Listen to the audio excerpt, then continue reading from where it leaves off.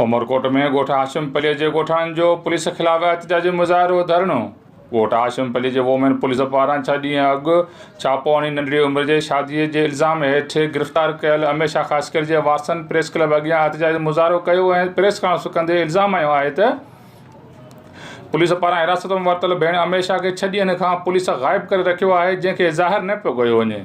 हिननि चयो त अमेशा ख़ासकर जे भाउ दिलशाद जी शादी हुई ऐं अमेशा जी उन में मंगणी हुई। पुलिस ड्रामो रचाए असांजे न्याणे खे खंबे खणी वई आहे, जंहिंखे असां सां न मिलणु ॾिनो पियो वञे ऐं न ई ज़ाहिर कयो वियो आहे।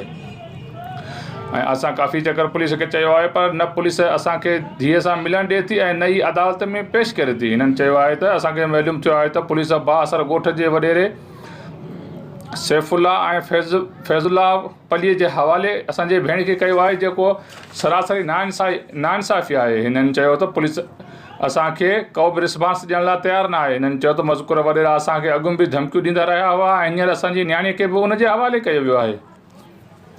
हिननि चयो त ॻोठ जे बाअसर वॾेरे असांखे ॻोठ ख़ाली कराए छॾियो आहे ऐं असांजो सामान बि उते पियल आहे, पर पुलिस न असांजी का ॻाल्हि ॿुधण लाइ तयारु आहे, न ई को वॾेरो असांखे सामान ॾियण लाइ तयारु आहे। हिननि supreme court of Pakistan, chief of army, वज़ीर आला सिंध ऐं बाला हुकाम खां मुतालबो कयो आहे त असांजी न्याणी असांखे वापसि ॾियारे इंसाफ़ कयो वञे ऐं ॿी सूरत में असांजे एहतजाज जो दाइरो वसी कयो वेंदो ऐं असां पाण खे बाहि ॾियण ताईं बि तयारु थी वेंदासीं।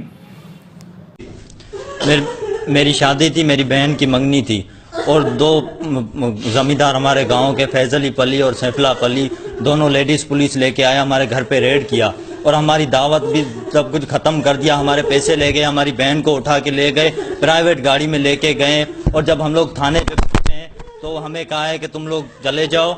हमारी तो पता नहीं किसने जमानत करवाई, क्या हुआ क्या नहीं, हमें भेज दिया घर पे और कहा तुम्हारी जो बहन है उसको कल हम लोग कोर्ट में पेश करेंगे। जब हम कल कोर्ट गए तो हमारी बहन को वापस वहाँ से आई ही नहीं है, कोर्ट में पेश ही नहीं किया है। उससे 5 दिन आज हो गए, अभी तक हमारी बहन का कोई पता ही नहीं है, पता नहीं कहाँ पे इन लोगों ने गुम किया है। ये पुलिस जो है, लेडीज़ पुलिस SHO जो है खुशबख्त, वो भी वडेरों से मिली हुई है। हमें इंसाफ चाहिए, हमारी बहन 5 दिन से गुम है, हमें मिली नहीं है। वडेरे क्या चाहते हैं? जी, वडेरे चाहते हैं कि जो भी लड़की जवान होती है वो पहले हमारे पास पेश करो। हम लोग क्या बेगैरत हैं, भड़वे हैं हम लोग?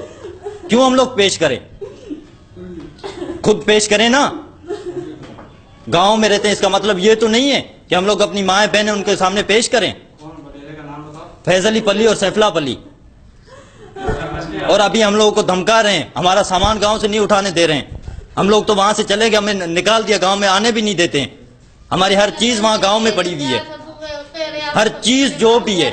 मेरी शादी हुई है वहां पे, मेरी जो बीवी है लेके घर पे पहुंचे हैं और इन लोगों ने रेड करवाई है, सामान वहीं पड़ा है हमारा, उठाने भी नहीं दे रहे, ऊपर से धमका रहे हैं हमें। कसूर क्या है हमारा?